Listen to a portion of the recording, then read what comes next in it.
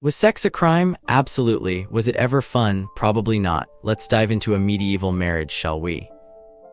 The rain hammered against the stained glass windows of the abbey, each drop a tiny, insistent drumbeat mirroring the anxiety thrumming in Brother Thomas's chest. He'd been tasked with a particularly delicate assignment, cataloging the marital anxieties of the past. Not exactly a glamorous job, but then, nothing truly glamorous ever seemed to stick to a monk. Mostly it involved dust, forgotten parchment, and the lingering scent of beeswax and regret, and today it was all about sex. Specifically, the agonizingly specific rules surrounding it. He sifted through a brittle, illuminated manuscript, a collection of sermons and moral treatises from the 13th century, and paused at a particularly gruesome passage. When these goods are absent, namely fidelity and offspring, it does not seem that intercourse is defended from being a crime. Fidelity, offspring. Two words that seem to hang in the air like a particularly potent incense, heavy with judgment. He traced the elegant script with a calloused finger. Peter Lombard, a bishop who apparently spent a considerable amount of time contemplating the sinfulness of a good time. The image that flashed in his mind was stark, a young couple flushed with something other than the warmth of the hearth, a desperate, furtive glance exchanged across a dimly lit room, a quick, frantic embrace. And then the horrified realization that they'd committed a cardinal sin, not just a sin, mind you, but a crime. He flipped to another page, a beautifully rendered illustration of a knight and his wife, locked in a rigid, almost painful embrace. The knight, of course, was holding her firmly, his hand resting just so on her back, a gesture that screamed control and a distinct lack of pleasure. Beside the illustration, a lengthy explanation detailing the proper and utterly joyless method of intercourse intended to produce an heir. It was like a manual for suppressing desire, a recipe for emotional starvation. Surely any friend of wisdom and holy joys would prefer, if possible, to beget children without lust, the text declared, as if Adam and Eve had been utterly thrilled about their first encounter. The thought made Brother Thomas shudder. He imagined Eve not with a sigh of contentment, but with a grimace of duty, desperately trying to maintain a semblance of virtue while simultaneously longing for something more. He moved on to a passage describing Augustine's views, a man known for his profound contemplation of sin and redemption. When these goods are absent, namely fidelity and offspring, it does not seem that intercourse is defended from being a crime. It was a looped sentence, a theological echo chamber designed to reinforce the idea that sex outside the narrow confines of procreation was inherently wrong. The rain intensified, drumming a frantic rhythm against the abbey walls. Brother Thomas felt a sudden, inexplicable urge to escape, to run barefoot through a field of wildflowers and, well, he quickly dismissed the thought. Such impulses were dangerous, capable of leading one astray. He continued his work, meticulously documenting the rules, the prohibitions, the anxieties. The theologians weren't just suggesting restraint, they were actively cultivating it. They believed that too much pleasure during sex was a gateway to lust, a slippery slope leading to moral ruin.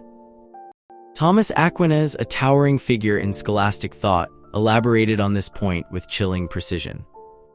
When these kisses and caresses are done for this delectation, it follows that they are mortal sins, and only in this way are they said to be lustful. He imagined a husband, after a long day of labor, returning home to his wife and, instead of offering a tender embrace, delivering a perfunctory peck on the cheek, a quick, clinical exchange of fluids. The thought was unsettling.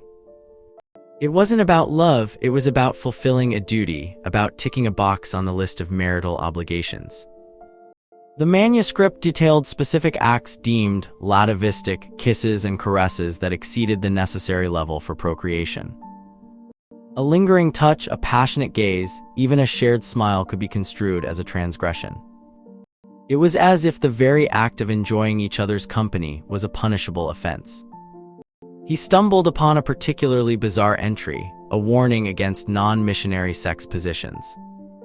Apparently, medieval theologians had developed a surprisingly detailed obsession with the proper way to engage in the act.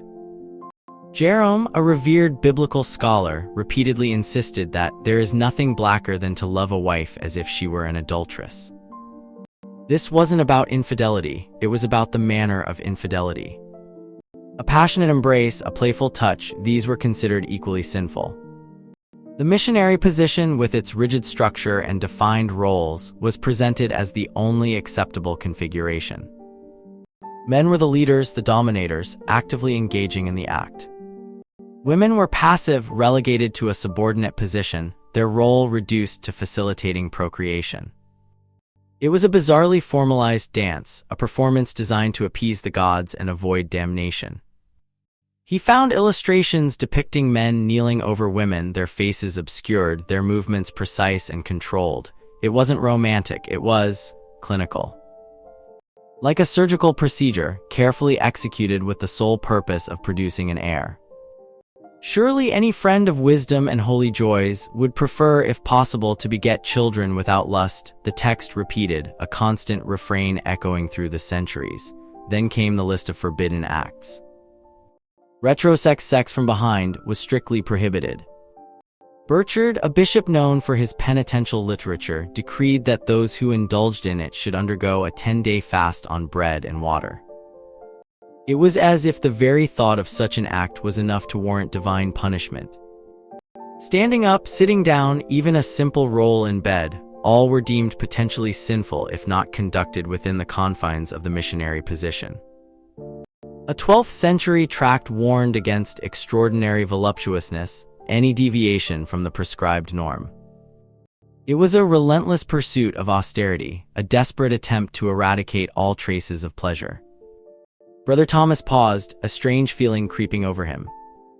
He began to understand that these weren't just rules, they were a reflection of a deep-seated fear, a fear of desire, a fear of pleasure, a fear of the body itself. He discovered that women were viewed as inherently more prone to lust, a dangerous and uncontrollable force. Isidore of Seville, a respected theologian, declared that women's libidinousness was a part of their very nature. He even went so far as to claim that the word feminine derived from the Greek word for fire, suggesting that women were inherently passionate and prone to impulsive behavior.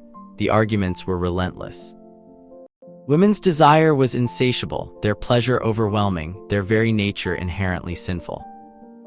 Albertus Magnus, a physician and philosopher, pointed out that women's coldness, a characteristic often attributed to their humoral imbalance, made them more susceptible to lust.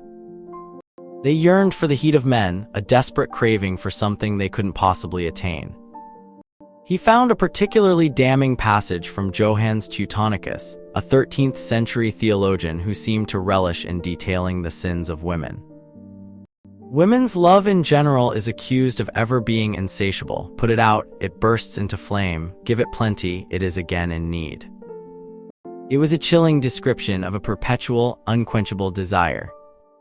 The manuscript described a complex system of restrictions surrounding sex during specific religious times of the year. Lent and Advent were off limits, as were Wednesdays and Fridays. Saturdays were avoided to prevent arousal, and of course, Sunday was strictly forbidden. Furthermore, sex was prohibited during menstruation, pregnancy, and breastfeeding. It was a meticulously calculated schedule, designed to maximize the chances of conception while minimizing the risk of sin. He found a reference to visual stimuli. Sex was to take place clothed in the dark with as little eye contact as possible. Privacy was a luxury, a dangerous indulgence. The goal was to create a sterile environment, devoid of any temptation. The underlying motivation, Brother Thomas realized, wasn't simply about avoiding sin, it was about controlling desire. Theologians weren't just concerned with preventing adultery, they were concerned with preventing any form of sexual pleasure. And then he encountered a particularly disturbing entry, the condemnation of anal sex sodomy. Medieval theologians didn't just disapprove of it, they treated it as a monstrous abomination, a perversion of nature. It was a sin of the highest order, punishable by penance and damnation.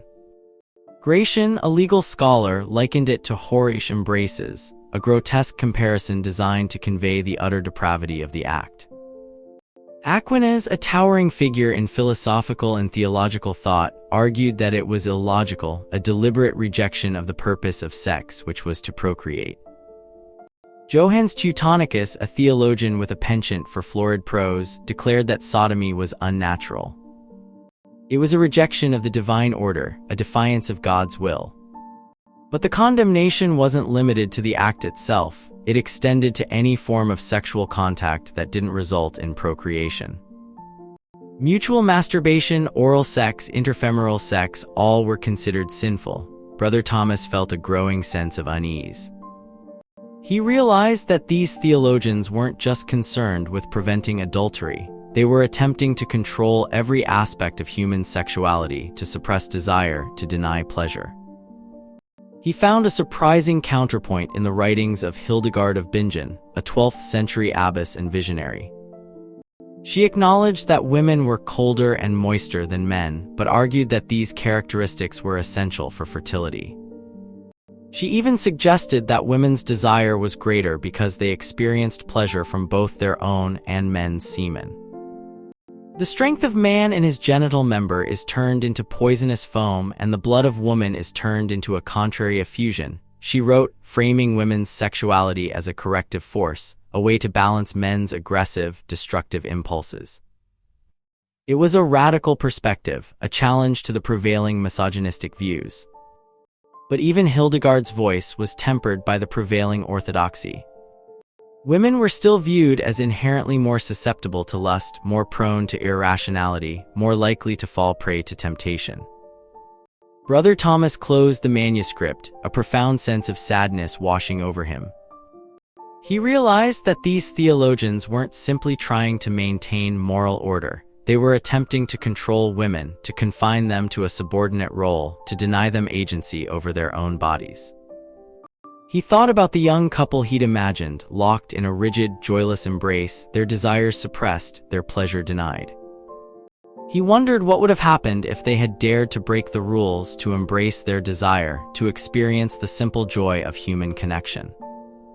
The rain continued to fall, a relentless, mournful rhythm. Brother Thomas looked out the window at the dark, forbidding landscape. He knew that his task was far from over. There were countless more manuscripts to catalog, countless more anxieties to document. But as he turned back to his work, he carried with him a newfound understanding and a quiet, simmering anger. He realized that the rules weren't just about preventing sin, they were about power. And in the hands of those who sought to control, they could be a weapon of unimaginable cruelty. Was sex a crime? Absolutely. But more importantly, was it a tool of oppression? Undoubtedly. And as he continued to sift through the dusty pages of the past, Brother Thomas couldn't help but wonder, what would have happened if they'd simply let people feel?